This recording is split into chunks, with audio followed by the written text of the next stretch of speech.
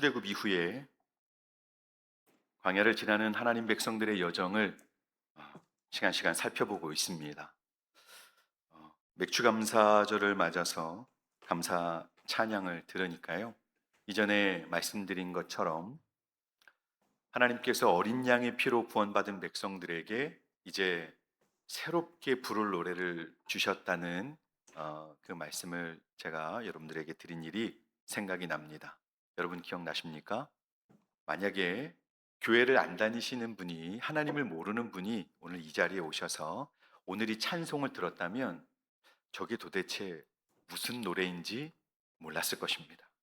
근데 저는 제가 우리 권사님들의 표정을 보면서 웃음 가득하게 하나님 앞에 감사의 찬송을 부르시는 얼굴을 보면서, 여러분, 하나님 앞에 이런 감사를 드리며 노래할 수 있는, 그것도 얼굴에 잔뜩 미소를 담아서 하나님 앞에 감사할 수 있다는 것, 여러분, 이것은 하나님께서 하나님 백성들에게 허락하신 새로운 노래를 부르고 있고, 그 은혜를 누리는 것이거든요. 여러분들도 하나님께서 이제 이 세상 노래가 아닌 하나님 앞에 감사를 노래할 수 있는 새 노래를 주셨음을 믿으시기 바랍니다. 그래서 감사 주의를 보내면서 오늘만큼은 감사의 찬양을 많이 많이 부르실 수 있기를 바랍니다. 하나님께서 이 어린 양의 피로 구원받은 백성들에게 새 시대를 열어주시고 또 새 노래를 주시면서 이제 새로운 삶을 열어주셨는데, 그게 어떤 삶이라고 말씀을 드렸냐면 광야 학교를 통과하면서 하나님의 성화를 배우게 하시는 삶이라고 여러분들에게 앞에서 말씀을 드렸습니다. 하나님은 광야 학교를 통해서 하나님 백성들이 더욱 하나님 백성다워지는, 이전의 노예의 삶이 아닌 하나님 백성다운 모습으로 살기를 바라시면서 광야를 통해 성화를 배우도록 하셨다고 말씀을 드렸습니다. 자, 그런데 이제 오늘 본문은 이제 그런 과정 속에서 특별히 모세가 하나님 백성들을 돕는 장면을 보여주고 있습니다. 본문은 모세가 장인 이드로의 충고를 이제 받아들이면서 본인이 바쁘게 업무를 하다가 장인 이드로의 어떤 그 도움을 받고 이제 이 업무를 분담하게 되는 그런 어떤 행정적인 변화가 있었던 그 내용을 오늘 본문은 보여주고 있습니다. 13절에서 18절을 보면 모세의 장인 이드로가 모세가 사람들을 재판하는 것을 보게 되었습니다. 모세가 바쁘게 이제 사람들의 그 어려움을 계속 이제 듣고 그 상황들을 재판하면서 하나님의 율례와 법도를 가르치고 있었습니다. 그러다 보니까 많은 사람들이 줄을 서서 오래 기다리게 된 것입니다. 이것을 본 장인 이드로는 그 상황이 옳지 못하다고 지적하고 있습니다. 그 방식이 틀렸다는 것입니다. 왜 그렇습니까? 그 이유가 중요합니다. 모세가 이렇게 앉아서 많은 사람들의 쌍방의 내용을 다 듣고 있죠. 그리고 그 상황을 재판하고 있는데 또 필요한 부분들을 이제 알려주고 있는데, 그 상황이 이제 시간이 조금만 지체되면 그날 모세를 찾아왔던 사람들이 엄청 많이 줄을 서서 기다리게 되는 것입니다. 그럼 어떻게 보면 뒤에 있었던 사람들은 모세를 못 만나고 돌아가는 일도 있었을 것입니다. 근데 여러분, 이렇게 하면 안 되는 이유가 장인 이드로의 눈에 보였던 것입니다. 이렇게 하면 모세와 백성들 모두가 지칠 것이기 때문입니다. 모세가 한두 명을 데리고 출애굽한 게 아니잖아요. 230만 명이나 되는 사람들을 인솔하고 있습니다. 그런데 그 많은 사람들이, 거의 대구 광역시만큼의 사람들이 모여서 광야를 지나고 있는데 사람들 사이에 얼마나 다양한 송사들이 일어나겠습니까? 크고 작은 문제들이 많고 어렵고 복잡한 문제들이 많은데 그것들을 도움받을 수 있는 창구가 모세 한 사람밖에 없는 겁니다. 그 이드로의 눈에는 그 물리적인 한계가 보였던 것이죠. 사랑과 온유함의 사람이었던 모세는 자신을 찾아오는 사람들을 이제 일일이 상대하면서 이제 그 상황이 함몰되어 있다 보니까, 바쁘고 사람들은 많이 기다리고 있으니까 함몰되어서 전체적으로 볼 수 있는 시야가 좁아진 것입니다. 그때 미디안의 제사장이었던 그 장인의 경험과 지혜로 이제 이 상황을 바르게 분별을 하게 된 것입니다. 그래서 이제 19절에서 23절을 보니까 이드로는 이 상황에서 모세의 과중한 업무를 분담해야 되는 것을 제안했습니다. 모세에게는 아주 큰 일만 가져오고 어려운 부분을 가져오고 이제 작거나 또 아니면 그 덜 중한 일들은 그래서 이제 모세가 신뢰할 만한 사람들에게 맡겨서 처리하라고 그렇게 충고를 하게 되었습니다. 이렇게 할 때 모세도 지치지 않고 처리하는 속도도 빠르며 그 공동체가 합리적으로 운영될 수 있다는 것을 알려준 것입니다. 그러자 모세는 24절로 27절로 이 제안을 수용해서 천부장, 백부장, 50부장, 10부장을 세워서 이 상황들을 처리할 수 있도록 지혜롭게 행하게 됩니다. 광야를 지나게 되는 상황 속에서 이 일로 이스라엘 백성들은 보다 더 조직적이고 또 합리적으로 그 공동체를 운영하는 이 공동체의 질서를 새롭게 준비하게 된 것입니다. 자, 오늘 이 내용은 출애굽기 전체를 꿰뚫고 있는 앞에서 말씀드린 광야 학교와 그 성화의 은혜라는 그 큰 주제 안에서 보면 이번 이 출애굽기 18장은 조금 독특하고 아주 중요한 전환점이 됩니다. 그동안 저희가 생각했던 성화는 뭐 만나를 주시는 것, 또 지난 시간 말씀드렸던 안식일, 안식을 지키는 것을 통해서 광야에서 어떻게 안식을 얻을 수 있는가, 우리가 그것을 이제 순종을 통해서 한다고 배웠는데요. 또 무리바 생수 사건이 있었는데 이것은 사실 오늘 살펴볼 예정이었는데 좀 순서를 바꿨습니다. 다음에 한번 말씀드리도록 하겠습니다. 이제 그렇게 나와 하나님 개인의 이 성숙의 과정을 살펴보게 해주는 그런 내용이었다라고 한다면 오늘 본문은 공동체 속에서 이루어지는 성화를 우리로 한번 생각하게 해준다는 겁니다. 그러면 본문에서 발견되는 이 두 가지의 교훈과 그 적용점을 잠깐 말씀을 좀 드려보겠습니다. 오늘 본문에서 발견하게 되는 두 가지의 교훈은 이것입니다. 첫째는 저희 각 사람이 불완전한 존재임을 인정해야 한다는 것입니다. 저희가 주님을 섬기는 과정에서 또 믿음의 삶을 살면서 스스로 내 힘과 또 내 능력으로 모든 일을 할 수 있다라고 생각해서는 안 된다는 겁니다. 왜냐하면 저희는 물리적인 한계를 가진 연약하고 불완전한 존재이기 때문입니다. 그래서 하나님은 저희에게 돕는 배필을 주시고 가족들을 주시고 또 교회 공동체 안에 지체들과 또 우리 교회를 주시는 것입니다.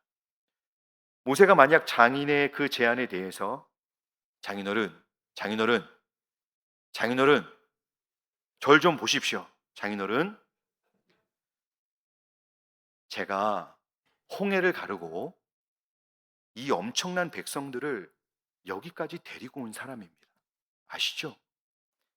저를 뭘로 보고 그렇게 제가 못할 것 같아서 지금 이렇게 하시는 겁니까? 만약 이렇게 자신의 한계를 인정하지 않았다면 모세는 어떻게 됐을까요? 네, 광야에서 과로사했을지도 모릅니다. 그러면 이렇게 모세가 사람들을 돕는 일이 자꾸 지연되고 지체되는데 물만 없어도 모세에게 돌을 던지는 이 이스라엘 백성들 같은 사람들이 자꾸 계속 사람들이 또 그 광야에서 지내면서 아이들도 태어나고 뭐 이런 사람들도 많아지고 사건도 많아지는 상황에서 더 많은 원망과 불평을 그 두려운 회중들에게 들어야만 되는 그런 상황이 될 수도 있는 것입니다. 그러면 저희는 어떻게 해야 될까요? 저희는 영적인 완벽주의.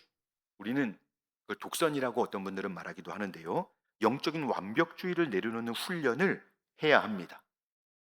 하나님 백성답게 성화되는 거룩한 변화의 출발은 내가 불완전함을 인정하는 겸손입니다. 혼자 다 하려는 조급함과 완벽주의를 저희는 십자가 앞에 내려놓아야 합니다. 혹시 여러분 가정에서 또 교회 직장에서 이 일은 나 아니면 안 돼. 여긴 나 아니면 안 돼. 이런 생각으로 내가 다 책임져야 해라는 영적인 완벽주의나 조급함에 혹시 지쳐 있는 분이 혹시 우리 중에 계시지 않은가요? 모세가 영용주의에 빠져서 혼자 재판을 끝까지 붙들고 있었다면 본인도 또 백성들도 광야에서 지쳐 쓰러졌을 것입니다. 내 한계를 인정하는 것은 여러분 부끄러운 일이 아니라 오히려 하나님을 신뢰하는 성화의 첫 걸음이 된다는 것을 믿으시기 바랍니다. 내가 은혜가 필요한 불완전한 존재임을 인정하고 내가 다 하려는 조급함을 내려놓는 결단이 필요합니다. 저희 모두가 모세와 같이 항상 이 겸손하게 자신의 한계를 알고 인정하며 독선과 교만에 빠지는 일이 없으시기를 간절히 소망합니다. 두 번째 교훈은 이제 하나님께서 함께하게 하시는 지체들의 경험과 지혜를 존중해야 한다는 것입니다. 모세가 장인의 제안을 받았을 때 사위, 당신 틀렸네. 그렇게 하면 안 되지 않을까? 어떻게 홍해를 가르고 나온 지도자가 그렇게밖에 못하는가? 라고 장인어른의 사랑과 정성이 담긴 제안에 대해서 모세가 만약 이렇게 들었으면 어떻게 되었을까요? 네, 그렇지 않은 것이죠. 어, 자네 어떻게 이것밖에 안 되는가? 이렇게 말한 것이 아닙니다. 아마도 장인의 제안에 모세의 마음은 이 얘기를 들었을 때 내가 이제 그 위로가 되고 이제 새롭게 눈이 띄어지는 그런 신선한 경험을 했을 것입니다. 왜 그럴까요? 모세도 사실 본인도 일이 너무 많으니까 사람들을 본인이 너무 많이 상대해야 되니까 몸이 피곤할 뿐만 아니라 마음도 아마 지치고 있었을 것입니다. 그 피로는 이루 말할 수 없었을 것입니다. 여러분, 모세는 저희와 같은 사람일까요? 아니면 특별한 사람일까요? 네, 이거 제가 우리 어린이부에서 물어보는 질문인데요. 네. 자, 여러분, 똑같습니다. 모세도 잠을 못 자면 졸립고 피곤함에 여러분 제한을 받는 사람이죠. 그때 그 장인의 그 말씀을 듣고 나니 연약한 자신뿐만 아니라 자신 옆에 있게 하신 이 준비된 사람들이 보이고 또 새롭게 공동체를 질서 있게 세워갈 지혜를 얻게 되었기 때문입니다. 이제 모세는 이 부분에서 장인의 사랑이 담긴 제안을 감사함으로 수용하고 공동체를 위해 새로운 질서를 세우게 되었던 겁니다.